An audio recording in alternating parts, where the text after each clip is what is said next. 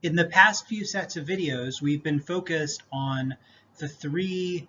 main kinds of normative ethical theory in the Western tradition, namely consequentialist theories, particularly utilitarianism, duty theories, particularly Kantianism, and virtue theories, particularly Aristotelianism.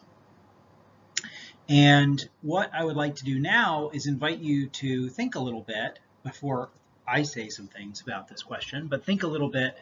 about what recommendations you expect each of these theories to give about environmental issues. So what do you think utilitarianism has to say about our relation to the environment? What guidance does it provide for us about how we should morally, if we're going to be fully moral, if we're going to do the right thing vis-a-vis the environment or nature, what is that? What should we be doing in our relation to nature and to the environment according to utilitarian theories? Likewise, what should we be doing in relation to nature and the environment from the perspective of Kantian theories and rights-based theories? What should we be doing in relation to the environment from the perspective of virtue theories? So go ahead and, if you want, I would actually encourage you to just pause the video for 3 or 4 minutes and just kind of sketch out, based on your understanding of these theories, what do you think they're going to say about what we should do about the environment? And then when you start the video again, I will be talking through some of the things that each of them have traditionally said about what we should do about the environment. So go ahead and pause the video and try to answer this question yourself, and then when you start it again, I will give you my answers.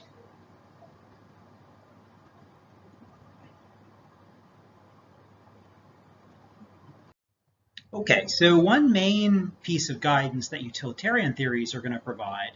is they're going to say that in any case where the environment, the state of the environment, is important to the well-being of human beings, then we should certainly protect those parts of the environment. If the environment being clean and continuing to harbor energy resources and not being subject to very intense storms or other kinds of climatological strains, if these things are better for the humans on the planet, then we should try to protect the environment in those various ways. The way to put this is the pleasure and pain of present humans, of the present generation of humans. Now, note also that utilitarians are, because they're concerned about the total consequences of our actions, they're also concerned about the pleasure and pain of future generations. So if by depleting all of the oil resources in this generation, and by, say, pumping lots of greenhouse gases into the atmosphere, we raise the temperature and end up raising the sea level and end up disrupting geological processes such that future generations live a much diminished life, that their lives involve more pain than they would have otherwise,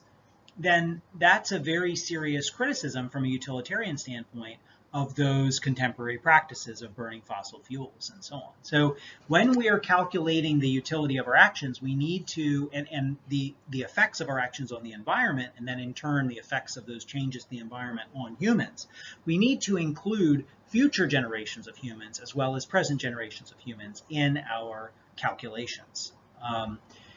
So that's one kind of guidance that utilitarianism can provide for us, is to pay attention to the total pleasure and pain effects of our impact on the environment, not just for present generations of humans, but also future generations of humans. Now, I've spoken so far about the pleasure and pain of humans, but even in the earliest expressions of utilitarianism, including those of Jeremy Bentham, who is sometimes considered the founder of utilitarianism in the 1700s,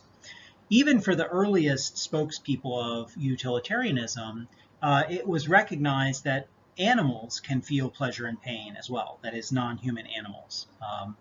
dogs, cats, foxes, birds, and so on. And any pleasure and pain, including the pleasure and pain of a fox or a bird, etc., should be taken into consideration. If the standard of morality is to maximize pleasure and minimize pain for all of those affected, if that's what we should be doing with our actions, as utilitarianism says we should, then we need to consider the pleasure and pains of animals as well, because of course they can feel pleasure and pain. So utilitarianism doesn't say just do this for humans. That in a way would be a kind of arbitrary restriction. So utilitarianism does recommend taking into consideration the pleasure and pain of animals, and that certainly will affect how we should relate to environments. Because if some development project that we're considering will result in the starvation of hundreds of animals of various species, then that's a big mark against that particular development project, because it will result in pain for some number of sentient creatures, some number of creatures that can feel pain and pleasure, and that's a bad thing. But what we should do, of course, according to utilitarians, in making any decision, is to sum up the total pleasure and pain of whatever action we are considering. So we want to consider the total pleasure and pain for humans, the total pleasure and total pain for all non-human animals, and we want to sum all of that up and take all of that into consideration in any decision that we have to make.